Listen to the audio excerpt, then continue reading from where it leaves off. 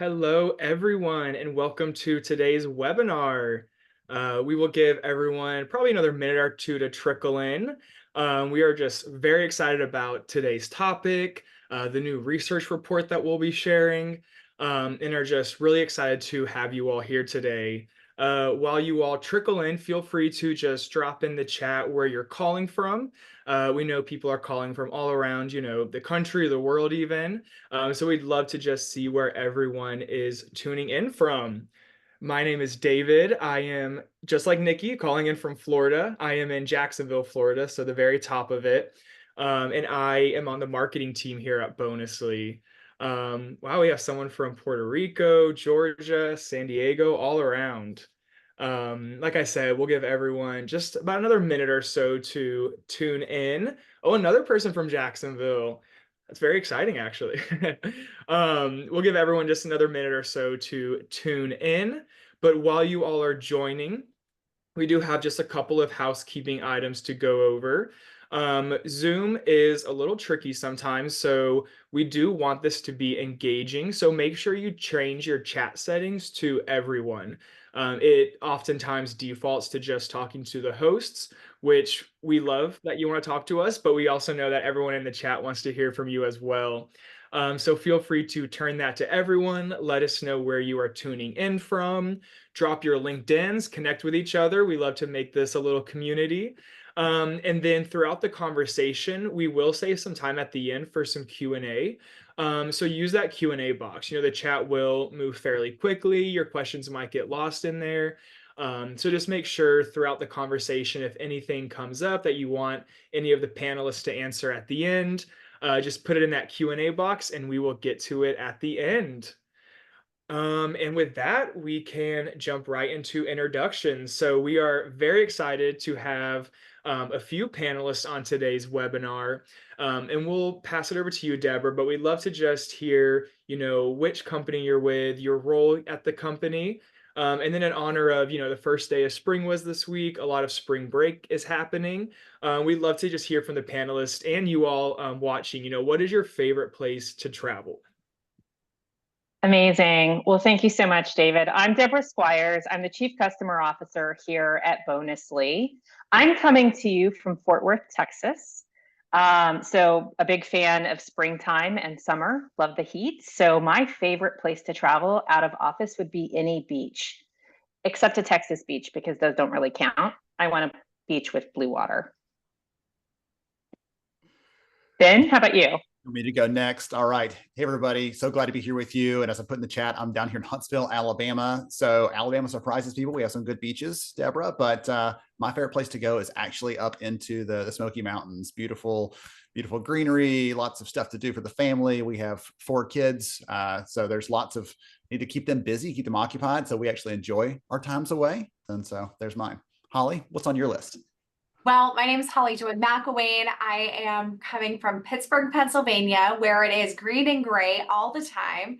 And if I am getting my 2 boys on a trip, we are going to want to go to the beach and get to the warm weather and the fun. But realistically, they don't always like to fly. So I'm going to tell you the little known secret called Hershey, PA, where you can ride roller coasters and lay at the pool. It's any chocolate. It's great. Yes. You had me at chocolate. Well, thanks for joining us today, Ben and Holly. Super excited for this conversation. I'll just get us kicked off here. It's no secret that the world has been through quite a bit over the last 4+ years, from a global pandemic to going 100% remote overnight and trying to figure that part out, and then this debate that we have over remote versus in-office versus hybrid versus other names that we're calling it, a macroeconomic environment that's not super friendly for many of us. And it's just caused a lot of challenge, not only for companies and talent leaders, but for each and every person across the world and in our workplaces. The world is just a lot harder and a lot different than it was a few years ago. And so it's not surprising when Gallup released their report recently that employee engagement has really reached its lowest level since 2015. Most of us who work in this space, most HR practitioners would not argue with that. It's somewhat expected. The world has gone through a lot. There's been a lot of ambiguity, a sense of kind of existential threat. And it's been one thing after another over time, and it's made it really difficult for people. And it has impacted engagement. And that engagement issue or challenge has caused real issue for companies. It's estimated based on this same report from Gallup that disengaged employees are costing their organizations upwards of 34% of their annual salary. When you aggregate that across companies, it's over a $3 billion problem globally. It's not a small problem. But the good news is there are ways that you can deal with it. And we're going to be talking about that today. So when you look at this problem of engagement, it's actually a compounding problem. Individuals who are the heartbeat of the business are really suffering from disengagement, low morale, burnout. They're not engaged, and that's creating challenges that compound for managers whose jobs are already hard enough, dealing with a lack of team cohesion. They may be dealing with turnover or leaves of absence, which impact productivity, which make it more difficult for them to focus on the rest of the team and focus on the business, which then has a compounding effect on the business, which is decreasing revenue, increasing cost, impacting productivity, really impacting the culture overall based on these challenges. And so we all know that engagement really matters. And in the Lighthouse report that Ben's going to talk about here in a few minutes, it's cited that 90% of employers are saying that it's most important to know which employees are engaged during times of economic uncertainty. Well, I'll ask, why is that? Why is it critical to know who is engaged during times of economic uncertainty? It's because those employees who are engaged have the biggest impact on the business. High performance is driven by highly engaged employees. In fact, that same report from Gallup shows that companies with engaged employees are more profitable by a whopping 23%, and they outperform financially their competitors by 147%. So identifying and tapping into your engaged employees and increasing the level of engagement among your employee base are truly critical to driving business performance. It's not only good to do from a culture and a people perspective, it's just good business. So let's take a minute and talk about what drives engagement. And I'd love to have Holly and Ben collaborate with me on this. There are three key areas that we look at when we're thinking about engagement: clarity of purpose, alignment to company mission, and alignment to company values, really understanding what's expected of me and opportunity to do great work. At the individual level, the ability to have to really see personal progress and development, to learn and to grow and to have good relationship with my manager, feeling safe in that environment. And then a sense of belonging, the ability to be who you are, to share your opinions and have them be heard, and feeling cared for and respected, and a sense of belonging, having a best friend at work. Holly, Ben, what is your take on what truly drives engagement? Holly, you want to start us off? Of course, I'm like on the edge of my seat because it's something that I think about every day. When we think about how many hours we spend working, those hours ought to be enjoyable. Work is not supposed to be this miserable punishment. And so when we bring our best selves to the table to work, I love this idea that not only is the company mission really important, but also the connections and the relationships are critical. And when an organization really cultivates this culture of belonging, all of the values and the mission can come to life in a way that really has skin on. And that's your work best friend. And I love that. And I think about my work best friend. I've seen her in person twice. And we have most of our chats on Friday afternoons virtually because it makes sense in our hybrid environment. And I'm grateful for my work best friend because it's great to laugh with someone who knows all the inside jokes. The belonging piece there is critical. One of the things that we see when we actually look at our data on that, what separates someone who feels like they belong at work from those who don't feel like they do. We actually score workers on their degree of acceptance, respect, and appreciation. That's how we actually calculate that. And so if they have those things, then they fall into this category of belonging we all talk about. And some of the things that separate them out, like they're 7 times more likely to say their employer is open and transparent with them. They're 4 times less likely to have faced mental health declines over the last year. They're also a lot more likely, 5 times, to tell all their friends about this amazing place they work. They can't wait to tell others about this great place and the good work they're doing and the impact they're having, because you and your organization, like your leadership, have made them feel like they're connected to something bigger and more exciting than just a job, right? Any of us can just find a job somewhere, but finding something that really feels like it connects to things that matter to them. And the other one that you talked on, Deborah, the progress one, is one we see over and over in our research. I mean, again, I was an HR leader before I was a research nerd, but you can argue I was probably always a little bit of a research nerd.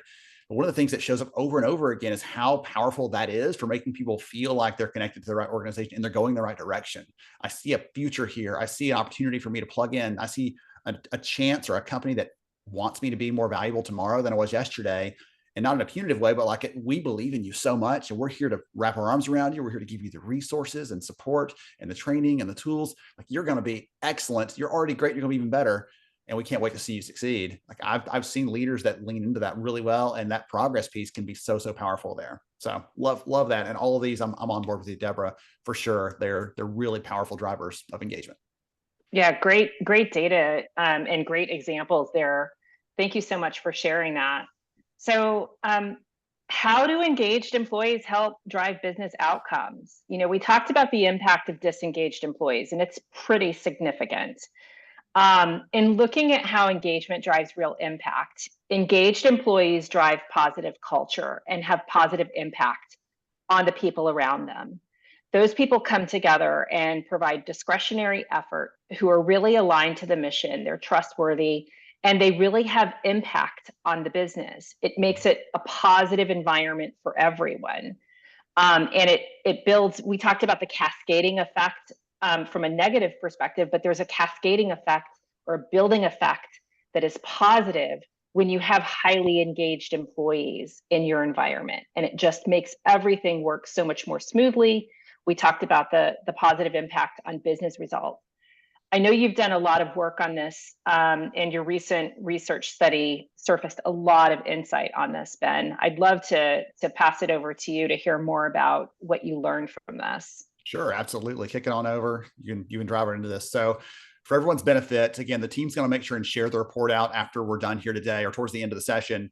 But some things that you might be curious about. We've actually, in the last 6 months or so, surveyed about 1,000 workers, so employees who could be working at some of your companies out there, as well as over 1,000 different leaders just like you. HR leaders, talent leaders, people who care about the culture and the development of their people and how they're setting those things up for success. And so some of the data points I'll share with you in the next few minutes are pulled directly from those to help you understand what the landscape looks like and really paint a picture of what we can do. I don't want to tell you, like, the headline's not, hey, it's terrible, good luck. That doesn't help any of us. I want to tell you, here's what it looks like, and here's what we can do about it. Here's what we can do to solve for that. That's one reason Holly is here in the conversation today, because her and the Wolfe story, like, that's going to give you some really good ideas for what someone else is doing. They can give you a little roadmap on things to try out. So, Deborah, if you want to jump ahead, we'll go ahead and dive into some of these data points and really talk through some of the stuff that we're seeing that matters right now. So, I mentioned earlier, I have 4 kids. Our oldest 2 are in 8th grade. I'm relearning 8th grade math all over again, all the variables and everything else. It's a confounding time at our house. If you have any tips on 8th grade math, like, please pop that in the chat, because I'll take that all day long. One of the things, though, that I come back to after I think about that is there are lots of variables that affect how engaged our employees are. And we saw some of that. We heard you, Deborah, share some of those things a minute ago. One of the things, though, that we see definitely that's a strong indicator of someone's engagement is their level of appreciation and recognition they're getting on a regular basis. You can see that clearly in the data here. We break out those employees who say, like, I'm supported, my company's backing me, I'm ready to do my best work, versus those people that are basically like, I'm here until I can find another place to work because this is not working for me. We split those two groups out, you start to see things come out in the data like this. Those that are sticking around. Now, again, we won't say that appreciation is the only thing in there, but you can see how powerful it is as a driver to connect them in and make them feel like they're doing their best work. One of my favorite quotes is that motivation doesn't last, and neither does bathing. That's why we recommend both daily, right? That's why it's so important to make sure we're using recognition as a key tool, not just once, like, okay, we've done that, check the box and move on. Recognition is a part of how we engage with our people over and over and over again on a regular basis. And as you'll see on the next slide here, one of the things that stands out is recognition is a piece of this, but it's not the only one. As I said, with lots of other variables in that, lots of other ingredients in that recipe, if you will. I love to bake. I'm not so much a cook, but I love baking desserts. Is my favorite thing. And so lots of ingredients in that. And one of the ones that stands out to me here, it's one of those that's so simple that you're like, yeah. Okay, we see when we ask leaders like you, what drives engagement? What creates a better employee experience? The number one answer was manager one-on-ones. It's like, well, if those managers would get their stuff together, we'll talk about managers in just a little bit, don't you worry. But this manager one-on-one piece pops out so many times in all the research we do and other studies we've seen. All of this information tells us that that's an important part. And yet, how many of us honestly could say, yes, our manager's doing this on a regular basis, it's consistent across the board? For most of us, we say, yeah, we know the managers who probably are and some of the ones that probably aren't. And whether they're too busy or they don't prioritize it, or like, I'm not, giving them high fives every week. They need to earn those. Whatever the attitude is there, whether they want to or they can't. I'll tell you that we actually did a bit of analysis on this, and we found that the cost of doing a one-on-one with a manager and an employee, 30 minutes weekly for a whole year, costs less than about $2,000 to do that weekly using the median salaries for a manager and for an employee. But the cost of losing even one of those people could be thousands. And if they're highly specialized, could be tens of thousands of dollars. And so for our managers, like, yeah, I'm too busy to do that, I'll push that off one more week. They're sacrificing the long-term future of that company, that employee at the company, over the altar of like, I'm just busy right now. And so again, that's not necessarily something I'm pointing a finger at any of you, but it's something we've got to realize. We've got to help them understand and grasp just how important that is, because we see here in the data, that's the number one way. These other pieces here as well, they wrap into that. They wrap around that, and they're key parts of this. And they're not just separate and individual, they're cumulative. You saw the really great graphic that Deborah shared a minute ago, where it's like rolling downhill and getting bigger and picking up steam like a snowball, right? The same thing applies here. If we can get some of these things going in the right direction, the other ones will start to wrap around and lead us in the right direction and create the better outcomes that we're looking for. The ones, honestly, that you probably dream of every year, when like, what do we want our success to look like as an HR team from an employee experience perspective? You probably have an idea what that should look like and what you hope it does. And you're going to start to get in that direction when you have some of those things in place. All right. Now, Deborah, if you'll flip to the next one here. The thing that I'm really excited to talk about is I always look for outcomes. Again, data nerd, I've already admitted it. You probably could figure that one out pretty quickly. Listen to me talk. But the thing that matters to me is when we're talking to our leadership, sometimes we talk in that HR speak and it sounds like Charlie Brown's teacher, wah, wah, wah, wah, wah. They don't hear what we're saying. It's like, hey, engagement's up 4% or 10% or whatever the number is. And like, yeah, okay, let's get back to the P&L. That's right. They have things that they already care about and metrics that matter to the company. And so we start looking at leaders like you and how you're trying to prove the value of some of the things you're doing on the employee engagement side. These are where we start to see some of those outcomes. And I call this, it's not an official term, I need to trademark this. We call this return on workforce. Because when we look at where the value comes back, it's not in terms of we save money on that last program we were doing or something else. The value comes back in our people perform better, they stick around longer, right? And they're, as I said earlier on the belonging piece, like they're so excited to tell everybody else about this company that cares about them deeply and is helping them to do their best work. That's where it comes from. Now, customer satisfaction absolutely matters. In your leadership you talk to, they're going to see that as a metric that matters and they care about and they're curious about. But these are some of the things that leaders like you are looking for when they're thinking about investing in this, leaning into employee experience, leaning into employee engagement, and trying to create the very best outcomes for the organization. They're looking at those kinds of pieces. All right, I have one more one more chart for you. I promise not to overwhelm you too much with too many data points, but I want to give you a little bit of a sense of this, and then we'll transition back to a bit of a conversation with me, Deborah, and Holly here. But there was a young lady that reached out to me a couple years ago, and she said, "Hey, I'm going for an HR business partner job, and I'm really nervous. Any suggestions?" So I gave her some advice, and I said, "Let me know how the interview goes." She came back a few days later and said, "Hey, I got the job, but I almost screwed it up." I'm like, what happened? She said, "Well, I'm sitting there talking to the CEO who's interviewing me for this position, and the CEO said, okay, we're working this rubber plant, and he says, why do you think our capital costs are increasing every single year?" She's like, "Oh my gosh, like, how does an HR person answer that? A junior person at that?" She goes, well, rubber doesn't grow on trees. If you know where rubber comes from, it actually comes from a tree. Literally, it comes from a tree. And so the CEO thought she was kind of making a joke and laughed it off and created this kind of connection for them that she ended up getting the job. But I tell that story because we should know the business better than anybody else outside the organization. We should know what they're doing. We should know how they make money. We should know how those things work. And this data point right here that you're seeing on the screen is an example of that. If we want to be taken seriously, we need to know what's happening with our big metrics. We need to know if we're talking to our head of operations, our head of strategy, or our COO, or our CFO, our CEO. If we're talking to these leaders, we need to know what are the top 2 or 3 things that they're watching on a daily or weekly basis that matter to them. And revenue here is an example of that. When we look at our actual data, we ask companies, hey, what happened to your revenue over the last year? And then we ask them about things like, how often are you giving employees a chance to get recognized for their work?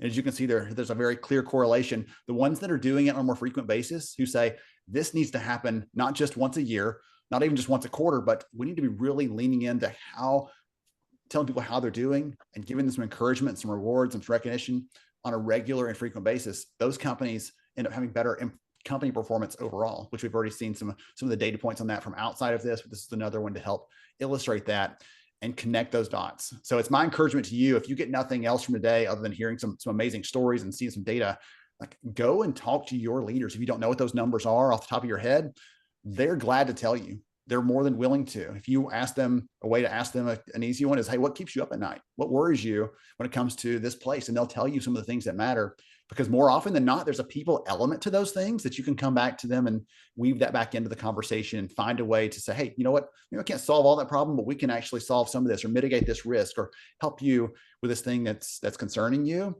And you get to be the hero in the conversation instead of, uh-oh, something's wrong, somebody call HR. You get to be a different persona in that story. All right. So speaking of some of the impact there, Deborah, I want to pass it back to you, because one of the things that you want to talk about is a big driver of that impact and value for the company. Absolutely. And, I would even argue that in most cases, when something is not performing, like the business is not performing as it should, when there are problems that are keeping people up at night, the solution is thinking about the people and how do you get them engaged and rallied around that problem. It's not about all the other things. The people are what make the difference. And the key to having your employees be engaged and enabled to perform at their best is actually enabling your managers. Managers are critical to the success of your employees. In fact, I have a particular passion around this. I'm a customer success leader and professional, so I have a big orientation toward making customers successful through customer success managers. If you think of it from an HR perspective, the people who are there to make your team members successful are managers. The people managers are people success managers, and we have to enable them to bring out the best in their team members. We don't make it easy, though. We often promote people without proper training, don't provide them the resources, and put them in a situation where we essentially throw them in at the deep end without a life preserver and without any swimming lessons. And that's totally avoidable. In the most recent Gallup study, 51% of managers said that they're facing situations where their teams have been restructured, they've dealt with layoffs, budget cuts, and staffing challenges. And 64% of those managers have employees who have additional job responsibilities. So we are consistently moving the goalposts for these managers and not really putting them in a position to focus on the people because they're so busy putting out fires, trying to manage the business.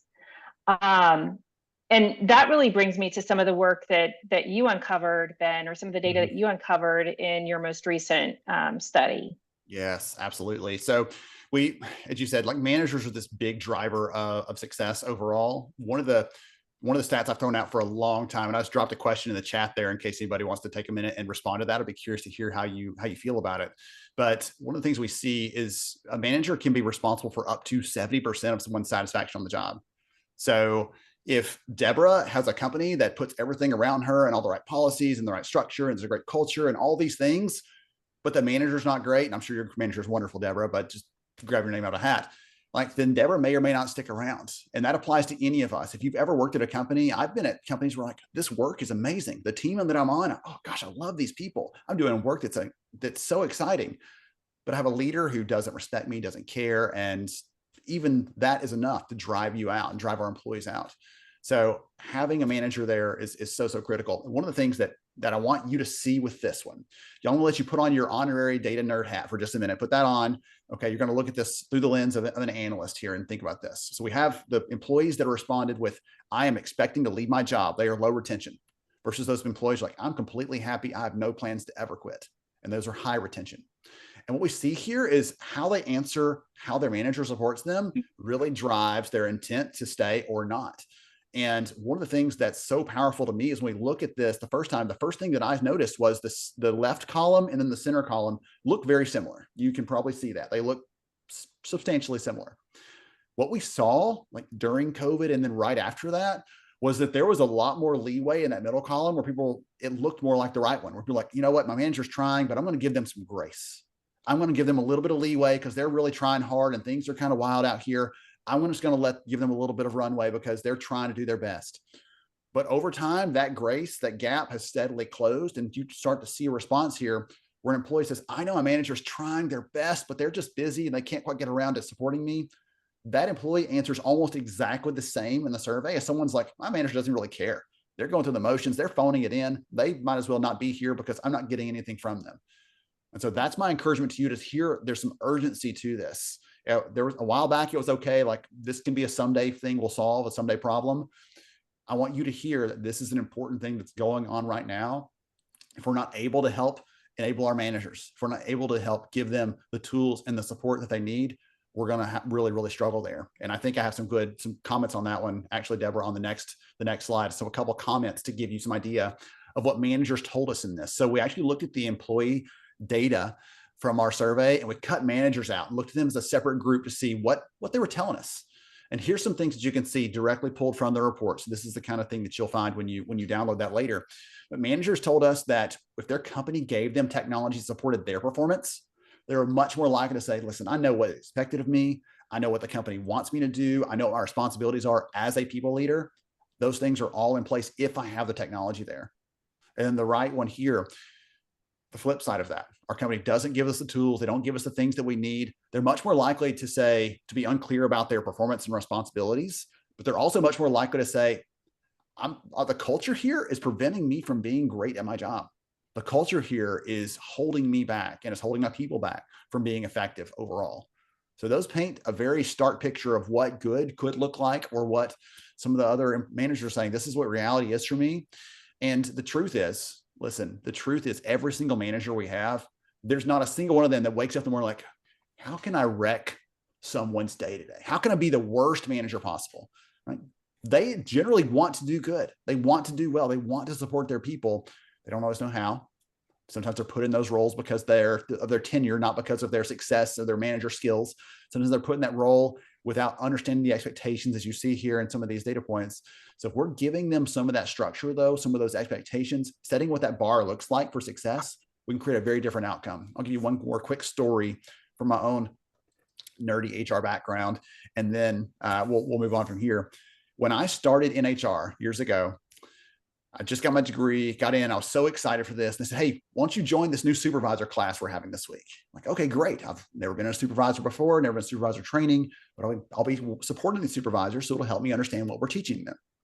For the next 5 days, this is going to date me, they rolled in the cart, they put in the VHS tape.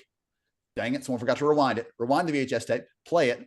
And we watched these VHS tapes for 5 days of all these people saying, here, don't do this. Don't do that. Here's all the bad things that can happen as a manager. Here's all your responsibilities under the law. They need to know those things. But at the end of the 5 days, that was it. They're like, okay, you're free to be a manager now. I was like, I feel kind of dumb saying this. When are we going to tell them what we do expect? When are we going to tell them what good looks like? Because we told them all the negative stuff in the minimum threshold, but I'd like to think they want to excel above that. They want to do more than that. When are we going to tell them what good looks like? And that's my encouragement to you, is help your managers know not just what the minimum threshold is, but what good looks like at your company, because creating that sort of culture, that sort of conversation is much more productive than just telling them, don't do this, don't do that, or bad things are going to happen. Okay. Pass it back to you, Deborah. Oh, and it's Holly's turn. Yes. Yeah. Oh, goodness. Holly, you just popped something into the chat there. The manager training program. Talk about that before we dive into your story, if you don't mind. You just want me so excited as you're talking about what your experience of manager training was. One of the things that we're getting right in our company is we have a manager training that is 6 weeks long.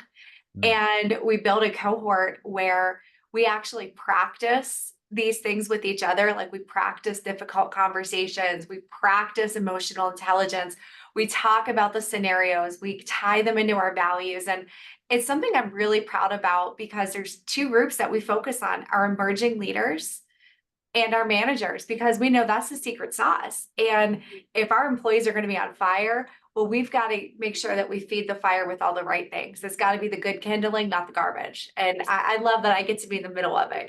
I don't camp, so I don't know the difference, but I know what's not good. I know what rubber burning smells like. It's not good. And rubber does come from trees, as we found out earlier. So We know this now. we're all completely clear on that.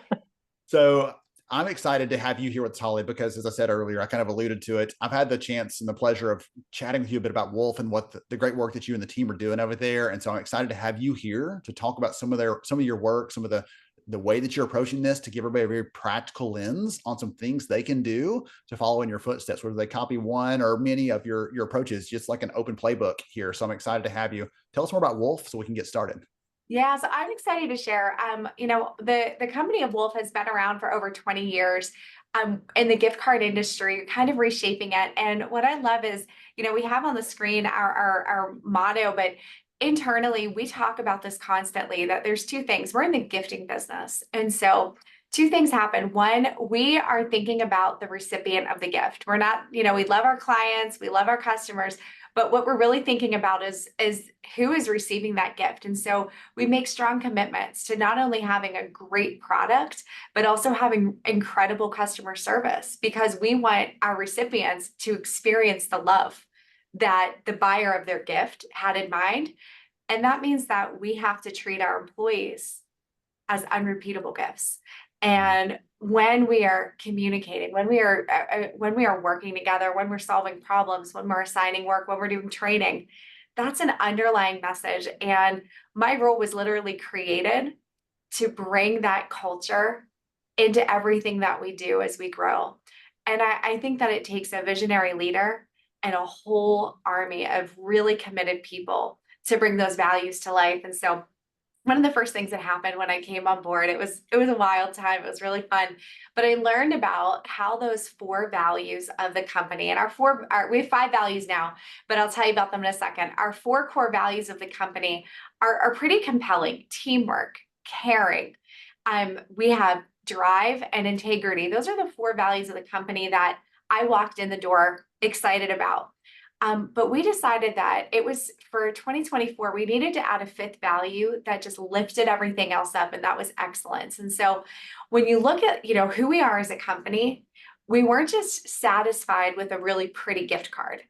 We wanted to make sure that the delivery of those gift cards meant something. We wanted to make sure the recipient had a seamless experience. And we also wanted to eliminate fraud wherever we could.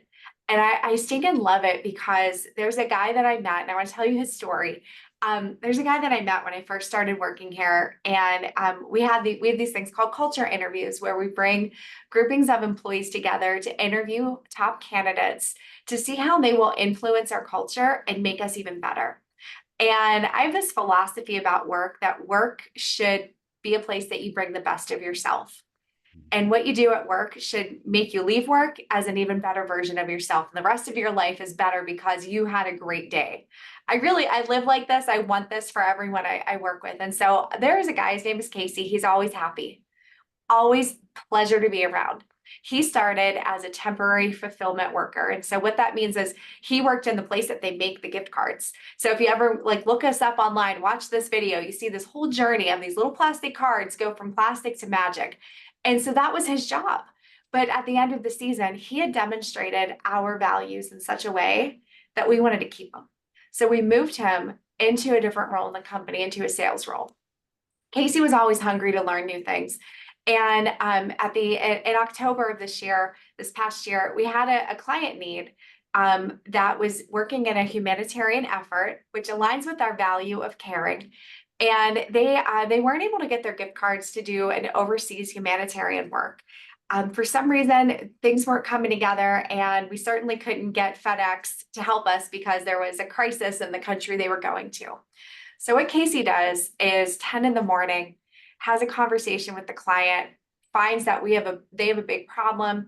Because of the way that our values aligned with Casey and the way that we supported him and the way that we live as an organization and care about each other as unrepeatable gifts, Casey figures out, you know what? We can get these cards reprinted downstairs at our fulfillment center. We get the cards reprinted. He gets to the airport, hand delivers over, I think it was like $250,000 in cards or something. It was a lot. It was a ridiculous amount. Wait, I can tell you because I want to be exact. Oh, sorry. It was $50,000 in cards. That's still a lot. Okay. He takes this to the airport, flies to the client. It's in New York, so he has to actually Uber to the other airport in New York so that he can meet the client who's getting on an overseas trip. They take like a 1-minute picture, do a hug, say hello, hands these cards to the client to do this humanitarian effort, barely makes it to a flight home. He does this, it's like a 12-hour day for him. And we learn about these things in the company because we're really close then. We have like an ongoing relationship. Actually, Bonusly is one of the tools that I learned about that we use as a company that allows us, as you walk in the building, to see all of the different Bonusly gifts going back and forth between employees, their inside jokes. We can see these things. And so I learn about these interactions, these people like Casey, and get really excited to work with them because number one, I feel like I know them. I feel like I know them not just from working in the building, but because I read on our Bonusly page all these fun interactions. But we see a guy like this, and I'm like, as an HR leader, I want more of that. I want more people who are so highly engaged that they're willing to be uncomfortable and do really brave, amazing things because it aligns with our values, it aligns with our mission, and it's proof that this unrepeatable gift is thinking about the recipient. And I love that. And as an HR leader, I mean, I could talk about this all day. I'm an engaged employee. You know what I mean? Yes. We can hear it in your voice. You're like, I'm on fire. This is so great. Like, but I love hearing stories about Casey, like Casey and others like that. I used to call those our legends, right? Because it tells the story of something that we want to pass down, like an oral history of the company to pass down. So when, 10 years from now, if Casey is or isn't here anymore, someone else can hear that story and know what we expect out of them. How do y'all make your values sort of live and breathe through the day to day? Because everyone can tell this isn't we wrote them down one time, put them on the wall, now everybody followed them. It sounds like y'all are really integrating these into everything you do. Can you give some examples of that? Yeah, so there's 3 steps to making your values as a company actually stick. 1 is name them. 2 is define them, and 3 is operationalize them. And so we've actually gone through the process of defining behaviors that demonstrate the values. So when you catch someone being good, living a value, you can call it out. You know what it's named. And we actually, on our execution of the peer recognition through Bonusly, we require our employees to actually associate our bonus with one of those values. And then we add a little competition. We, at the end of every quarter, will look at who received the most recognition in each of those values, and they get public recognition at our quarterly meeting. And there's also an additional bonus that goes with it. And so, that's one way that we keep it public, we keep it fun, we keep it consistent, but we also give each other permission to give feedback. And that's one of the things that I do in manager training is I teach the situation, behavior, and impact model of giving feedback. And so we actually give each other permission to say, hey, this is the situation, and the behaviors that I observed aren't in alignment with our values. Here are some of the behaviors that are in alignment, and the impact for these things is great. And we talk about that, and then we have resolution. And so building a strong cohort of people who are more committed to getting to that finish line together than feeling great all the time about, just pushing something over and, saying like, I don't really want to deal with it because it's not hurting me today. We're not into that. We're into authenticity. We're into integrity. And I love that because of the relationships that we have permission to go to those places where a real conversation happens, and not everyone's in the workplace anymore. And, that's one of the things that excited me about this webinar specifically, and the research you're doing, is that with a dispersed workforce, we don't have water cooler conversations naturally anymore. And we don't have the privilege of being in the same spot to have difficult conversations. And so having the opportunity to build emotional currency through fun interactions, through laughter, through jokes, through the good things, through shared trainings, that emotional currency gives us the space to have difficult conversations with care, with integrity, with love. And I think it makes us better. It makes me better. I love the story. Again, it's so inspiring, even hearing you share this again for me for the second time, and for the audience here at the first time. It's so inspiring and encouraging to hear. We can hear the passion in your voice here. If anyone's got questions for Holly, by the way, or questions about the research, any of that stuff, please feel free to drop that. We're going to wrap Holly's story in a few minutes, and we'll answer any questions that are out there. Anything that you want to know, I will go ahead and forward any hard questions right to Deborah. She will gladly take those. I'll take the but yeah, we'd love to answer anything for you. You're curious about something. Again, Holly's welcome to share. She's willing to share just about anything about their approach there. And again, I'll share anything from the data that I can. And Deborah's got a wealth of experience working with all the other Bonusly customers, her own experience as an HR leader, all that good stuff to draw on. So love to answer anything we can for you in the time we have. Holly, I want to get really, really tactical for a minute for our friends who are in HR listening in right now. They're thinking, yeah, I believe in this stuff. You talked about your manager development, of course, all those kind of things are really good takeaways.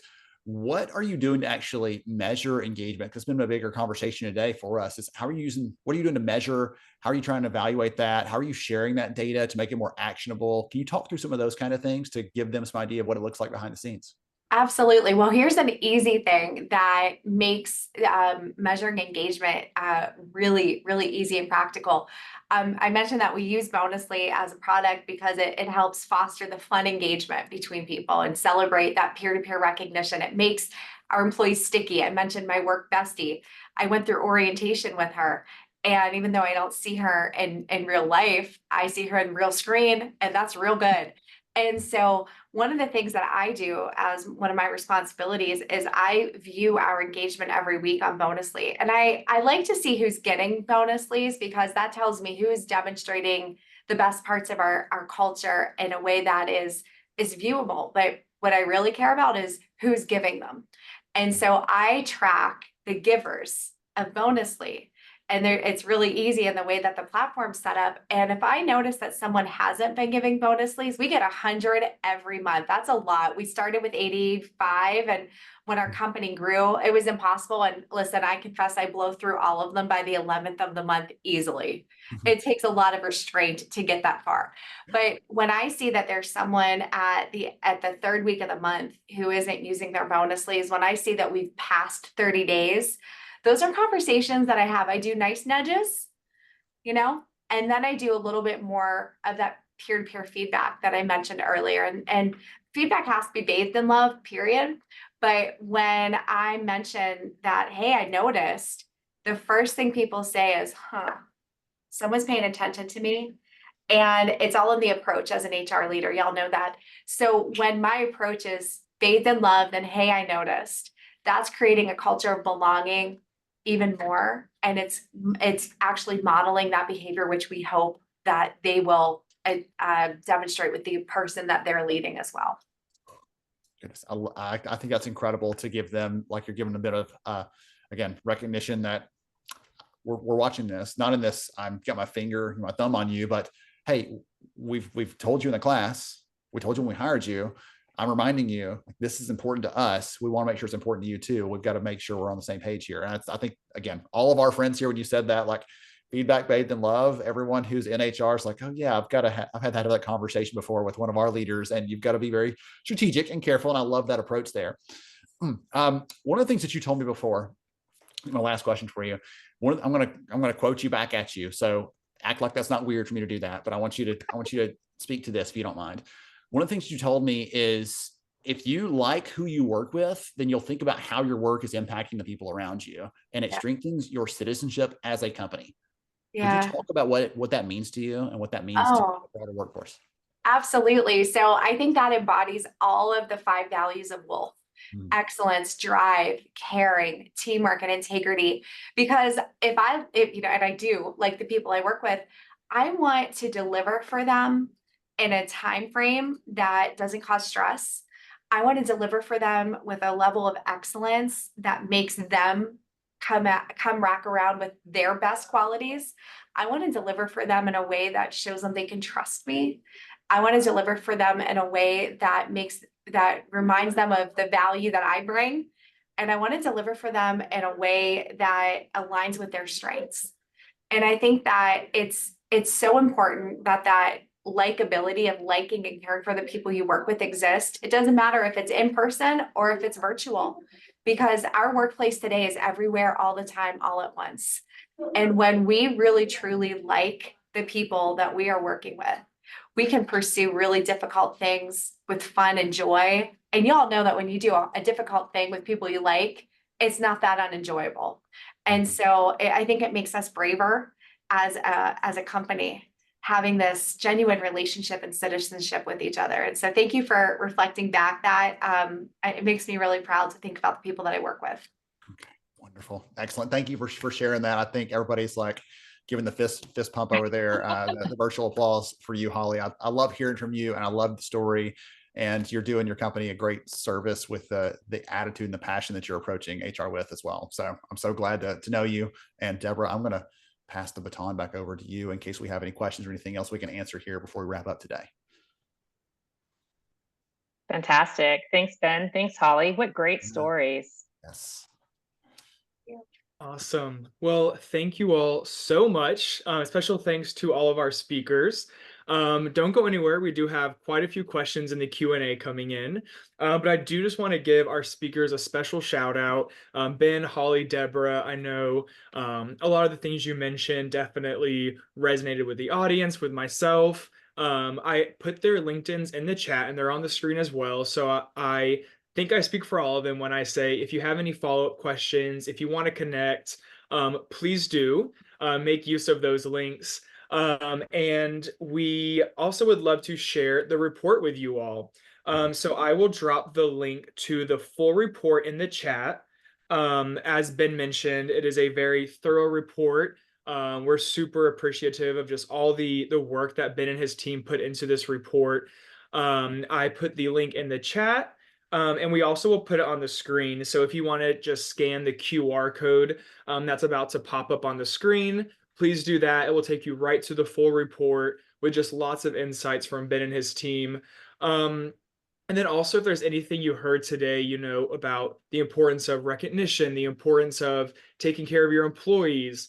Holly, I loved your story of especially the values. You know, we were in a webinar recently where someone said something along the lines of, you need to live them, not laminate them, and just talking about how values really are a living thing. And I just love, that's one of my favorite things about Bonusly, is just seeing the different values and just the ease of always having them top of mind. So I just love that you mentioned that. But if there was anything here that resonated with you all and you just want to learn more about Bonusly, our website is on the screen, but we also would love for you just to start a free trial. It's the best way to just get in there, use the platform, see how it can help you. You can invite your teammates, start using it, and just see the benefits that it will add, even in just 2 weeks. So feel free. I will drop that link in the chat as well. So just connect with our speakers, download the full report, and then download and start that free trial. But with that, we will jump right into the Q&A. We have about 10 minutes. We have quite a few in here, and so I'll just shoot them out there, and then you all just, whoever wants to go first. But we had a few questions along the lines of, in addition to, using a platform like Bonusly, what are some other ways that you can make your values live?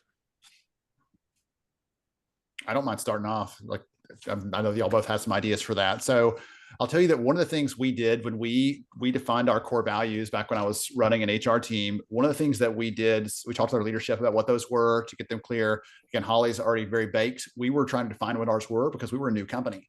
So when we decided those, we went through and looked at all these different touch points across the entire employee life cycle to figure out how do we weave these back in. So whether it's during the hiring process, we're asking questions on these things, we're finding a way to do that. We're sharing those things outward in our communications when we're recruiting people, saying, this is what you can expect. Don't be surprised when you come here and we expect ABC, because we've told you about it lots of times before that. Performance management and how we look to, are you performing? Are you getting the what done? But how are you doing it? Is that aligned with the ways that we want to see our work accomplished and how we want to be seen in the broader world as an employer, as a company, and as a group of people trying to excel? So looking through that whole thing, and again, we've heard from Holly some of the things around on using it alongside your rewards and your recognition as a way to weave those things back in. But Deborah, Holly, anything else you want to add there? But we just looked through that as a way to start making that very practical. Instead of being just one or the other, it was all these different pieces, and we're just reinforcing those all the time. Anything else you want to add? Deborah, do you want to go ahead? Sure. I think that the biggest key that I have seen that leads to really getting to a place of truly living the values is the aspect of operationalizing them. Oftentimes, people will take the time to define them and post them or laminate them. But what they don't do is incorporate the values into the day-to-day, the selection processes, the rewards and recognition, the ongoing awards that you give to employees, the performance management or performance enablement process, promotions. There's not a focus on actually incorporating and personalizing those values. And so that's where I see the biggest opportunity is to bring them to life.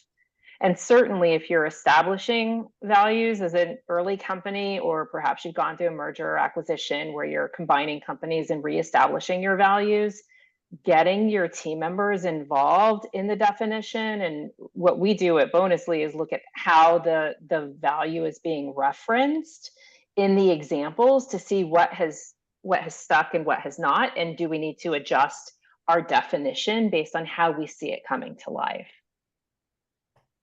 I love what you said, Deborah. And the thing that I would say for newer companies or for people who are kind of new in the values alignment space is keep it simple.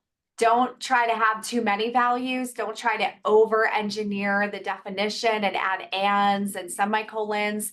The more simple and actionable you can create those values, the more clear you can operationalize or behaviorize them, the more likely you are to have success. And when I first came on board at the company, I was so excited about these values. Oh my gosh, I was like obsessed, dreaming about them. I actually created some talking points that we had at our lunch and learns early on, and just kind of helped like facilitate that behaviorizing, because after a while it can get stale. Even the most on fire companies can be like, oh yeah, we live these values, work, work, work, work, work. And so every now and then you got to spice it up and bring something into the organization, bring something into the conversation that renews the commitment and excitement and the energy. It's like if you have meatloaf for dinner every Thursday, sometimes you got to like toss in taco, just make it surprising. And so you're still using ground meat, but you want to make it a little bit surprising. I love that you guys like that, because I don't cook either. That is a amazing analogy, Holly. Well, this next question, we get quite a bit in our webinars, something along these lines, but I read something earlier this week that, we have several generations working in the workforce right now. And so what do you do about managers who are, quote, old school, who don't necessarily think that all of this is that important? I'll let one of you start on that one if you want to, and I'll I'm happy to start on this, and I bet Deborah's going to say it real nice. I'm just cut to the chase that just because we've always done things a certain way doesn't mean it's the right way today. And when I come alongside a manager who prefers an old school, and it doesn't necessarily have anything to do with age, it has everything to do with mentality. And so I try first to come alongside the manager and appeal to their sense of logic and reason. And then I appeal to reality. And then I resort to just cutting it, cut to the chase that that's not how this company operates. And we're going to set you up for success. So let's talk about some ways that we can do that together. I think that we're no longer in a space where we have the luxury of treating employees the way that we desire to treat them if we're in an old school mentality of managed by fear. That doesn't work. Our employees are too sophisticated, and frankly, they're unrepeatable gifts.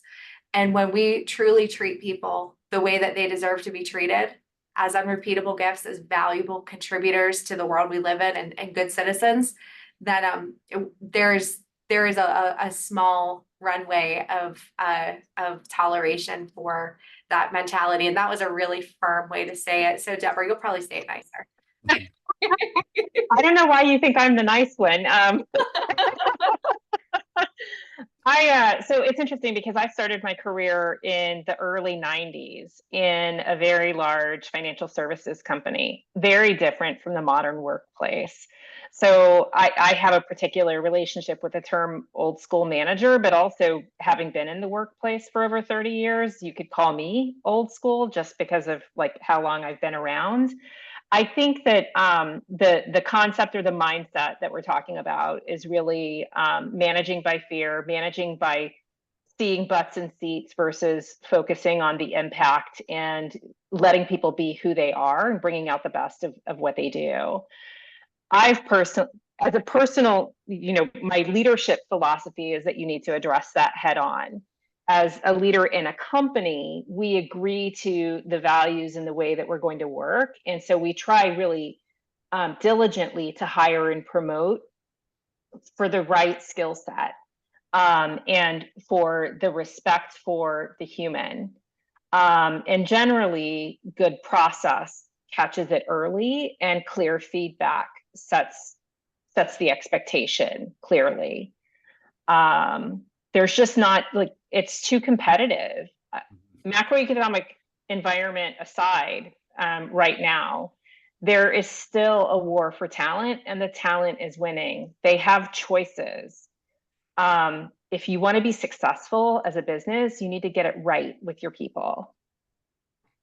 That was I'm glad you mentioned that, Deborah, because I write a lot about recruiting and retention, and 10 to 15 years ago, you could post a job and have your pick of the 20 best candidates. Now you're posting a job like, hey, everybody, please come apply for this. Like, where are all the candidates? And so we actually see in our data that a large number of companies are saying we're hiring people with known skill gaps because we can't either afford or we can't find someone that fits all of these things. So that's a reality. I'm glad you touched on that one, Deborah. The other thing I'll say is when we did our research on this, I was really trying to untangle all the things that wrap around this, because as we've talked about today, lots of things touch on someone's engagement or success at work. And the manager's a part of that, the technology and tools we put around them, how the company it's an entity treats them and is transparent or not, all those things. And what we did, we start pulling those things apart. We found something that sounds very logical, but still at the moment I was like, light bulb. When we asked employees, does your manager understand you? If I understand you, I don't mean what's your job title, what's your pay rate. It's what does Holly like to do on the weekends? If she was not working, what would she be doing instead? What are the 3 things that give her joy in life? Like, knowing those things about your people matters. What we found in that is if an employee said my manager doesn't know me, statistically, there was almost 0% chance of them saying my manager supports me consistently on a regular basis. And you've already seen in the data earlier I shared on engagement and on retention, how that manager ties into that so strongly. And so that's what I would bring back to those leaders. Again, I'm probably no surprise I'm bringing some data back, but that's how I would bring this back to them to make it real and make it tangible for them.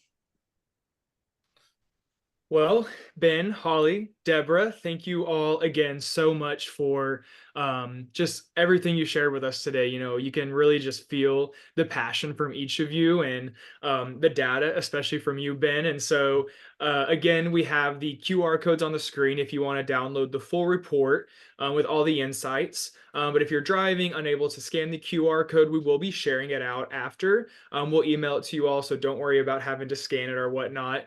And again, I dropped Ben, Holly, and Deborah's LinkedIn's. I know they would love to connect with you all if you have any follow-up questions. And then last but not least, we would love for you all to experience the power of recognition and engagement firsthand. And so scan that QR code, start your free trial, start engaging with your coworkers, inviting them, and just see the power firsthand. And with that, we are at time. And so thank you all so much for spending an hour with us today, diving into the data, hearing from Holly and Deborah's stories. And we hope you all have a great rest of your day today. Thanks, everyone.